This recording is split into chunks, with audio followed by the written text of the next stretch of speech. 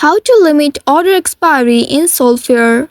Hello and welcome back to our YouTube channel How to Tutorials.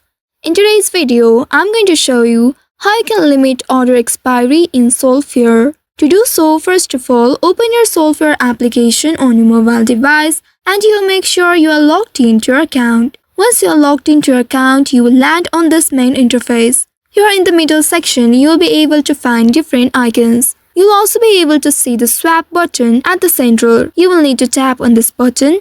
And after that, here you will need to select this limit option from the top. Once it's selected, now here you can select the token that you'd like to sell and the token you wish to buy. After that, specify the amount of tokens you want to trade. You can set the desired execution price for the order. After doing that, just below the sell button, you'll be able to see this expiry option. At the right side, you'll be able to see this button, Return Never. Select this option. From here, now you can choose the predefined time frames as the expiration period. Also, you can select this Never option if you want the order to remain active until it is filled or manually cancelled. Once after selecting one of these options, now you can confirm your order. If your limit order is not fulfilled by the end of this specific expiration period, it will be automatically cancelled and your tokens will be refunded to your wallet. So by following these steps, you should be able to limit order expiry in Solflare. I hope this tutorial was helpful.